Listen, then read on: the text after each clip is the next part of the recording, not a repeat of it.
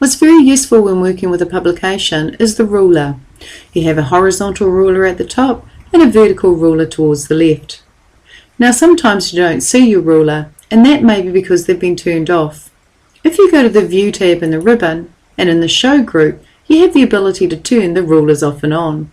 If I untick rulers, they disappear, and if I retick rulers, they reappear. So ensure that your rulers are showing. Sometimes also when you're creating a publication, you want to bring the ruler onto the page and closer to the objects you're working with. So what I do is I hold the Shift key and I drag the ruler down. When you Shift drag the ruler down, you bring it closer to the publication and the objects on your page. If I hold the Shift key and drag the vertical ruler, again I bring it into the publication and closer to the objects I have on the publication. And this helps line things up and make sure that it helps me to measure things as well. If I want to return the rulers to where they came from, I'll just hold the Shift key and put the ruler back where it was, and hold the Shift and lift the ruler back up where it was. So the rulers are extremely important. The other things that are really important are the margin guides, and I see the margin guides in blue. And this basically tries to help me keep things within the blue area. Anything that's outside the blue area is effectively outside the margins and therefore in an area that really we want to keep clear. Now the fact that you can actually see your margin guides is because on the View tab in the ribbon and in the Show group, guides has been turned on. If I untick guides, they disappear, and if I retick guides, they reappear.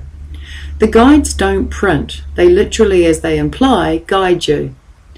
Now we can control the guides as well. For instance, I can drag down from the ruler and create some horizontal guides and split my page into various sections. And this again helps me line things up horizontally. If I drag from the vertical ruler, I can create some vertical guides. And again, these don't print. These green guides just help you line things up.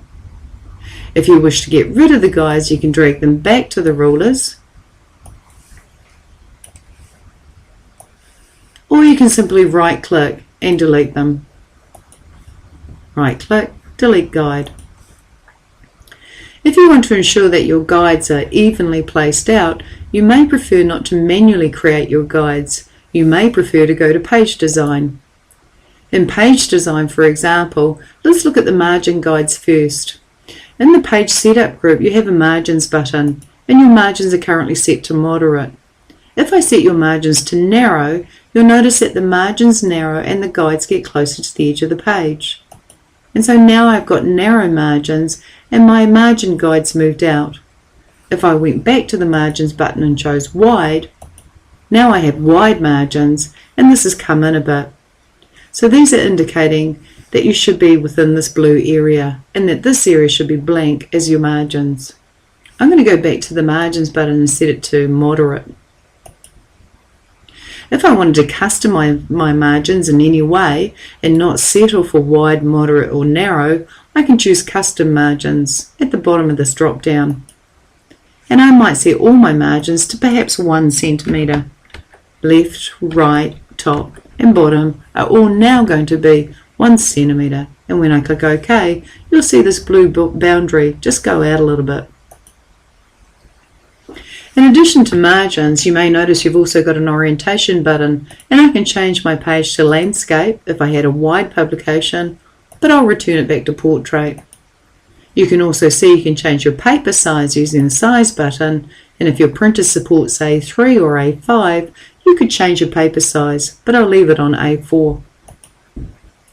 But if I want to create guides that are evenly distributed over the page and I don't want to drag and create them myself, I also have a Guides button on my Page Design tab. The Guides button provides a number of templates I can choose from.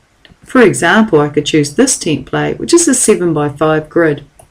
And that just saves me dragging down and creating all the grid lines manually. I just choose a particular grid. If I don't want to view these guides, I'll just go to View and turn off the guides. When I re-put them on again, then I just tick it. So you can tick it and untick it. As we said, the guides don't print, they help you lay things out. So I'll put the guides back on. If I go back to Page Design and back to Guides, I might decide to choose a different particular layout, or I may actually go for the option Grid and Baseline Guides. When I go to Grid and Baseline Guides, I can actually control the number of columns and the number of rows I see. Notice we were here earlier, which is the margin guides, and we've also got some baseline guides here, but I'm going for grid guides. I might decide that I want 4 columns, and I'll have 8 rows. And OK. And so I've created even further grid lines. So it's getting really busy on my screen now. I might go back to guides and say no ruler guides, which gets rid of the green ones, and I'll go back to guides and grid and baseline guides, and I'll put this back to 1 and put this option back to 1 and OK. And I'm back to just having my margin guides. So you can get quite busy creating guides to line things up, either by dragging down from your ruler and dragging back up, or using this guides button here to create various guides.